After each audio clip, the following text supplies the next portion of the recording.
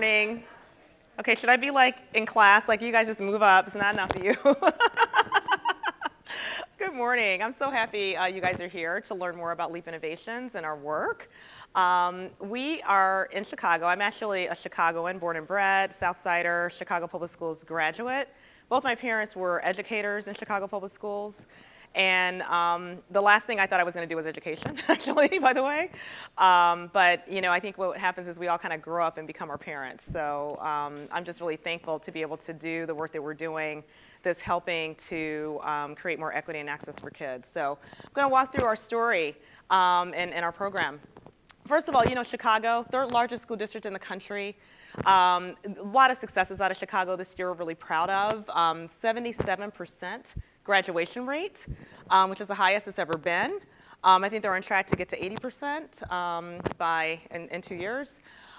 We've got a story that came out this year, a big analysis from the Stanford that basically said that 90% we gained and grow faster than 96% of school districts in the country, which is pretty incredible. And you know, while we're thrilled with all that, honestly, challenges remain. There's been a lot of focus on, you know, the student population that we have. It's a high concentration of poverty, 78% free and reduced lunch. Can you hear me? Oh, I'm sorry. Can you guys? Hello, is that better? Sorry about that. I have a big mouth, so I don't know if I even need it. And 18% of our ninth graders are not going to obtain, or only 18% are going to obtain a college degree. And we just still don't have enough of our students meeting math and reading expectations.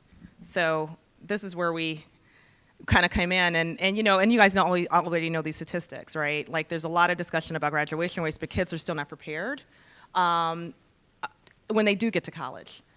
And again, Chamber of Commerce Foundation, there's a lot of discussion about this in terms of future work, that over 5 million jobs are going to go unfilled because our kids are not prepared. So this is where we are and find ourselves. So, you know, the mission of LEAP has been really to focus on creating equitable and high quality personalized learning experiences for all students. We think the shift, you know, that's happening now in this country and why we're so excited is focused on serving students and meeting them where they are. And you know, this paradigm, right, of one teacher being able to understand the needs of 30 kids in a classroom. And in Chicago, we have a range of about 6 proficiency levels within a classroom. And you know, so the notion that one educator can solve for that, let alone the social and emotional challenges that our kids are coming in with, is just, you know, virtually impossible. So, you know, we kind of started this effort thinking about what personalized learning, what is it anyway, right? I think, you know, I've been on a number of panels here at GSV having that same discussion. It's been like a big debate. And, you know, one of the things that, and we didn't know either, right? We started with the personalized learning working definition that the Gates Foundation developed. And our educators, quite frankly, pushed back and said, like, what does this mean anyway? And you know, I kind of get it in concept, but what do I do when I go back to my classroom? So we took a step back ourselves, and we worked with the American Institutes of Research and a number of trailblazers, thought partners, learning scientists, pedagogy experts, and educators to help us construct what personalized learning is and what the practices look like in a classroom. And we identified 4 core areas of priority. One is that learning has to be focused on the learner. Every single student has their own personalized learning pathway tailored to their plan, their needs, strengths, and skills. Learning has to be demonstrated, right? Pace doesn't matter. And once a student gains mastery, they should be able to move on. If kids need to take longer, that's okay, as long as they prove out that they're able to meet standards. So this is not dumbing down. This is about, again, competency, a competency approach. That learning has to be led, that the student has to have agency and empowerment through their learning experience. And the last piece here is learning has to be connected. This notion that all the learning is going to happen in the 4 walls of a classroom is a complete misnomer in this context of where we are in this world. That learning has to be connected to families, to community, in supportive ways, and we are seeking accredited pathways to workforce and other opportunities to make that learning relevant. So we have again, worked with a number of partners, extraordinary leaders in this space, to help us, again, construct what the specific teacher strategies are that relate to this. And we have 92 of them, actually. We have over 600 studies have helped to have been incorporated here to, that helps to validate these practices. And again, there's just a confirmed growing base of data and evidence that we are uncovering, and we worked very closely with Harvard Graduate School of Education to help us construct it. So the construct of the personalized learning framework, and you guys can download it. It's leaplearningframework.org. Is it's structured with components and key elements underneath each component, and then sample strategies. And these sample strategies are not a recipe, right? This is not like, oh, you got to do all this stuff in order to personalize learning.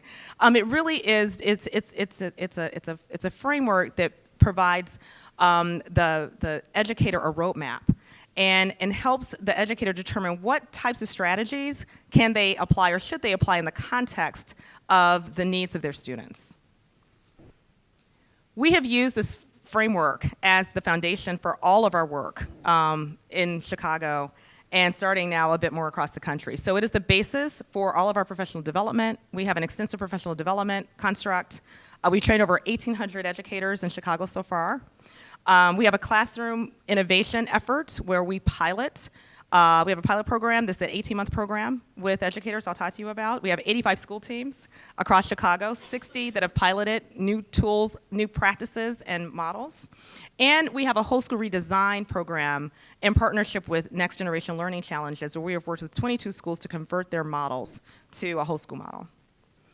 So let me kind of walk you through our process and our program related to the classroom innovations, because I think what we have found is that this is a sea change. It's a big change for schools to adopt personalized learning, and it really needs to start with the educators in the classrooms who are on the front line. And we think that it needs to start small and then grow before a school is ready to do this on a whole scale.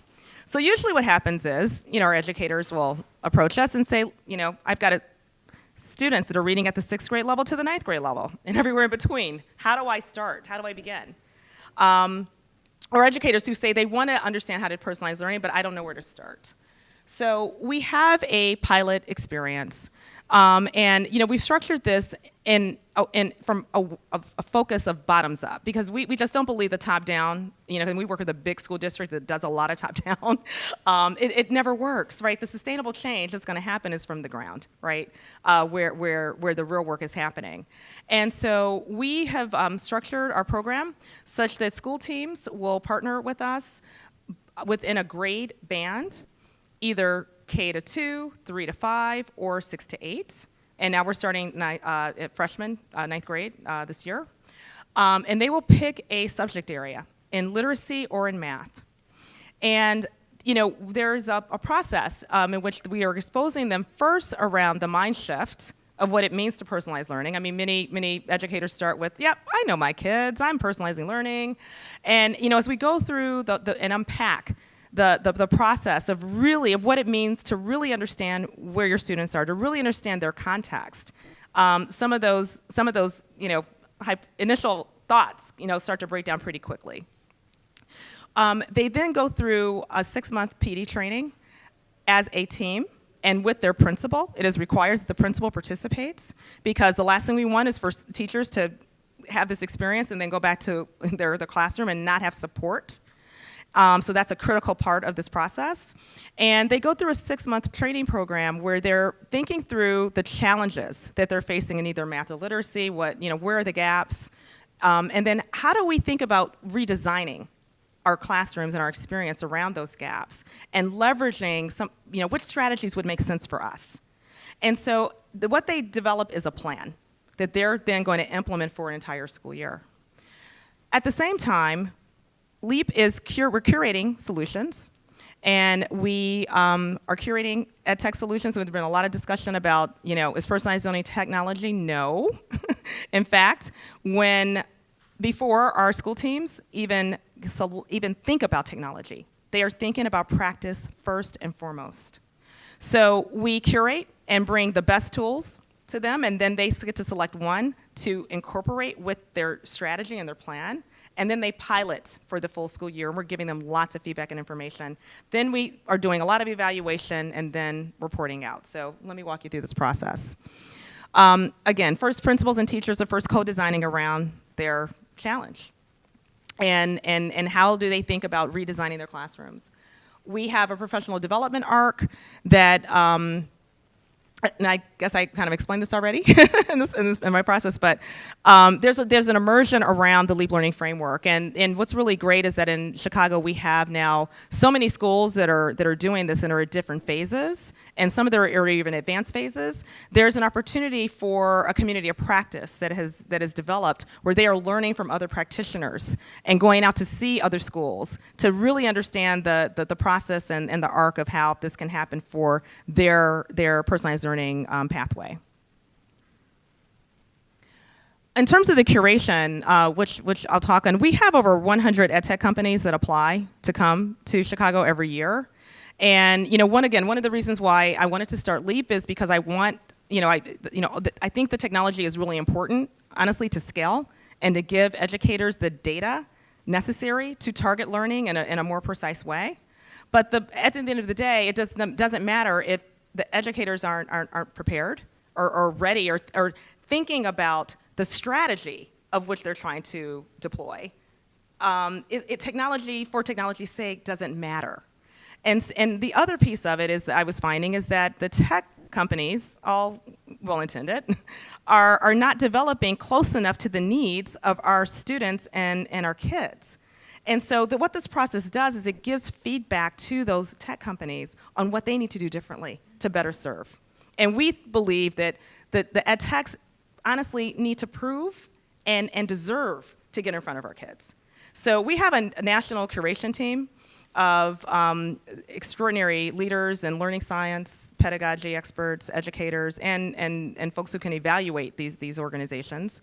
We have over 100 apply a year, and then we pick about a third, roughly. That's kind of how it's kind of shaken out of the best that we think makes sense, because there are a lot of claims out there that aren't real, and so we get through that, and then we ultimately bring those companies to the schools once the schools have their plan for something called Match Day. And Match Day, we just had it a couple of weeks ago, which was amazing. I think we had over 180 meetings of school teams and tech companies. And the teams are ready. They're coming in asking the hard questions. They're making these guys step up and prove out. And then they pick one product that they will pilot in either math or literacy for an entire school year. And these are a sample of the companies that we've worked with, in the ELA and math standpoint, and we've had some amazing partners through this process. I talked about Match Day. The other thing that's really important in this process over the school year are what we call innovation cycles. So we really adhere to a continuous improvement cycle where the schools in the first 6 months. So it's January to June, they have a plan. So then they're in a good place to come back in the fall to start implementing that plan. And then there's 3 cycles throughout the year. We have coaches that go to schools every other week for support. And then we have step backs 3 times a year where we're looking at, and the teams are having self-reflection around what's working, what's not working, how can we think about this differently? And now what do we need to redesign or retool? Now let's go back in. And so we're doing these iterative cycles, which is incredibly helpful. And in addition to that, all the school teams come in and work together through the professional development arc for that school year. So I'm going to share with you an example of a school that we've worked with called Lockett. And it's an extraordinary school that we have worked with on the west side of Chicago. So.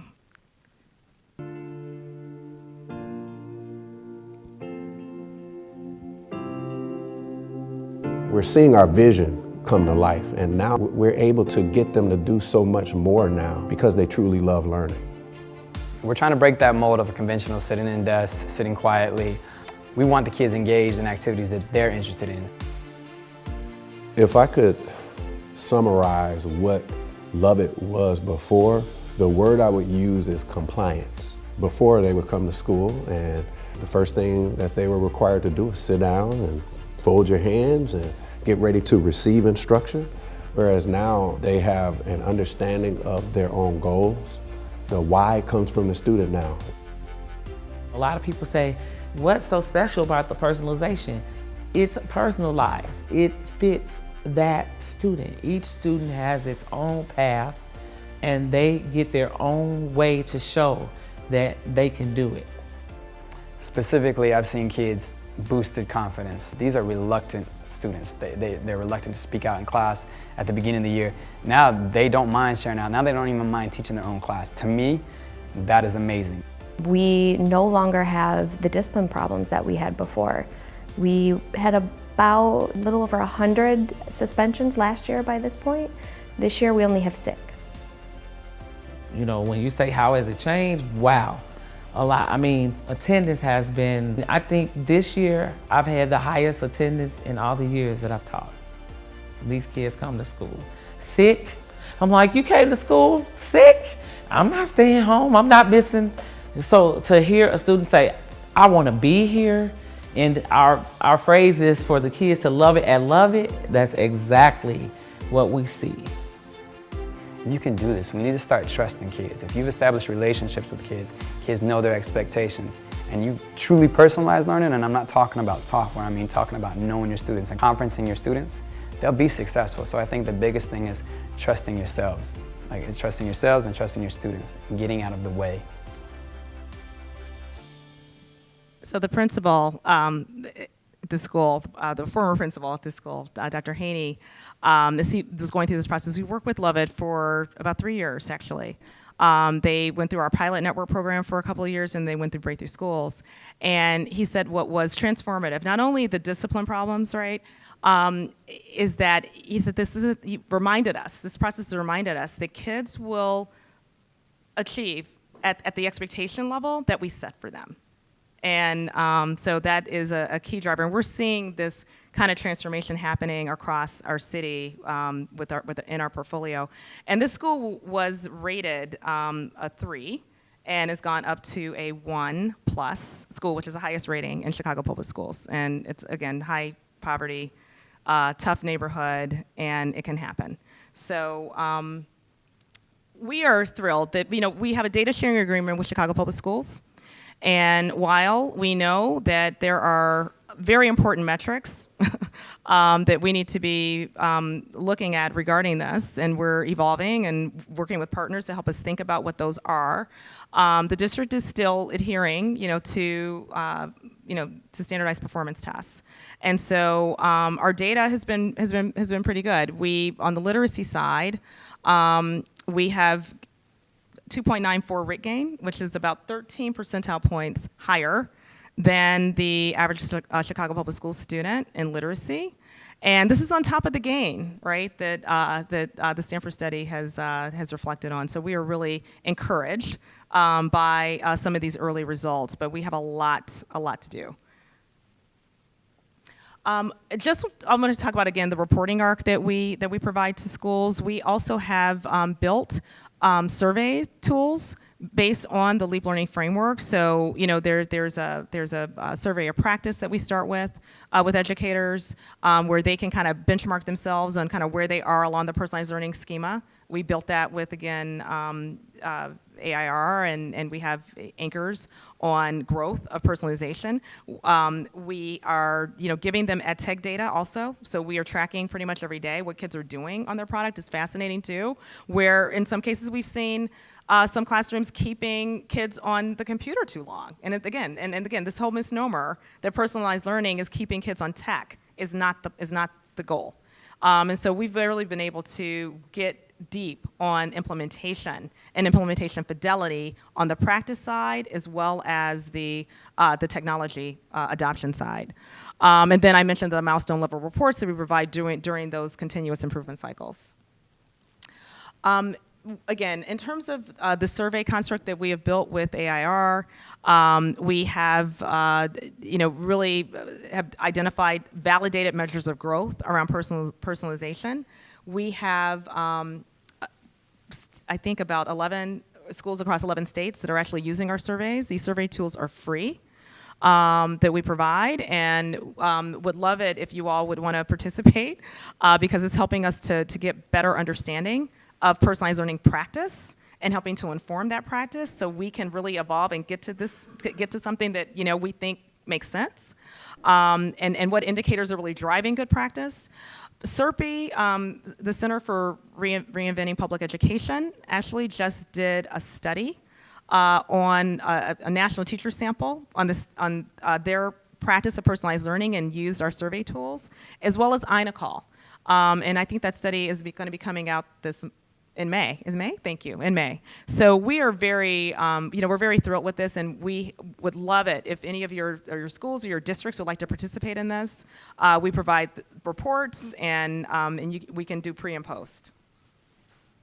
We also have our Pilot Network 2 report that just came out, actually, that talks about this 13 percentile gain, but more importantly, talks about the structure of the pilot network and really about the implementation and what we see is working and why so far. As I said, we have a lot to learn and, really want, again, I think the broader community of practitioners engaged with us to help inform what we're doing so we can all advance the learning for every single one of our children to reach their potential.